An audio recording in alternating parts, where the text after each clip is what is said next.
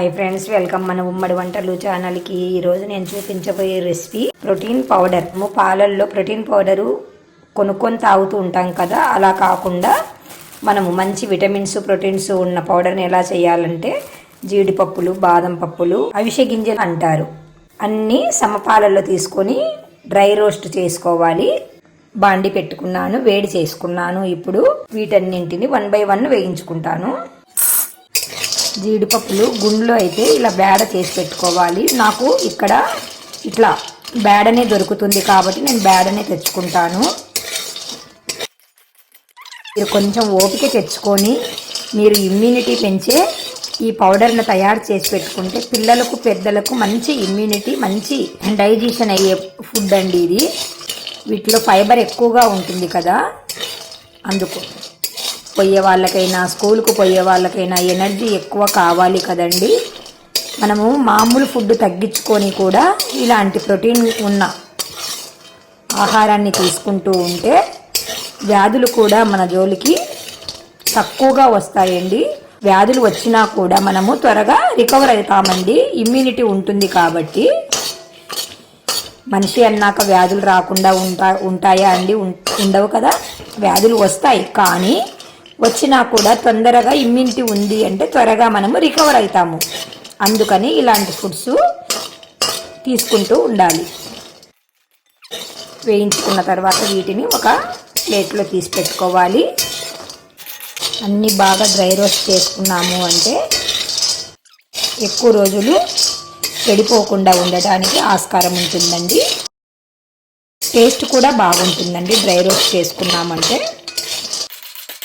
ఆడవాళ్ళు కొంచెం ఓపిక తెచ్చుకున్నారు అంటే కుటుంబం అంతా ఆరోగ్యంతో ఆనందంతో ఉంటుందండి.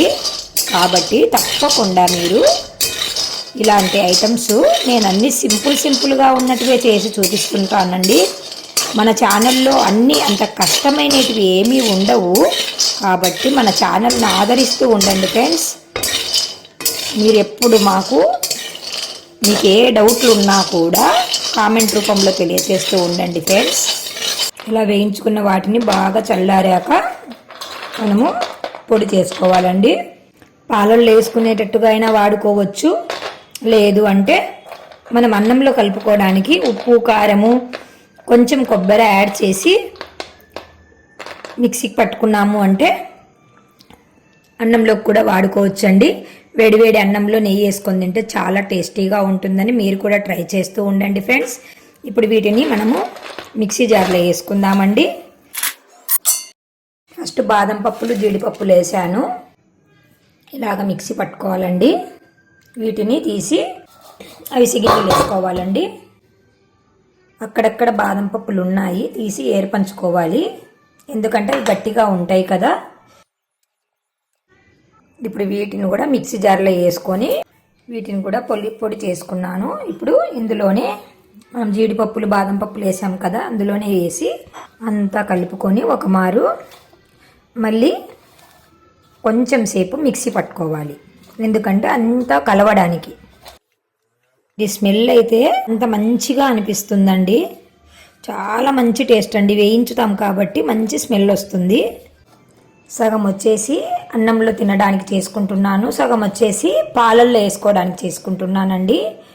ఇప్పుడు పాలల్లో వేసుకునేది మాత్రం ఒక మారు మిక్సీకి పట్టుకొని వేసానండి. గాజు సీసాలో స్టోర్ చేసి పెట్టుకోవాలండి. ప్రోటీన్ పౌడర్ను 6 months వరకు ఫ్రెష్గా ఉంటుందండి. ఈ పొడి పాలల్లోనే వేసుకొని తాగాలని లేదు. పాలు తాగని వాళ్ళు నోట్లో వేసుకొని ఒక 2 స్పూన్లు డైలీ తింటే కూడా చాలా మంచిదండి. నాకైతే చాలా మంచిగా నచ్చింది. ఎండు కొబ్బరి తుడుము, ఉప్పు తగినంత, మీ కారానికి తగినంత కారం వేసుకొని మిక్సీ పట్టుకున్న దాన్ని ఇందులోని కలుపుకోవాలి. ఇలా అంతా కలుపుకున్న తర్వాత మళ్ళీ ఒకసారి మిక్సీకి పట్టుకుంటాను. నేను ఏదైనా ఇట్లా కలిపిన తర్వాత ఒకసారి మిక్సీకి వేసుకున్నానంటే అంతా బాగా కలుస్తుందండి.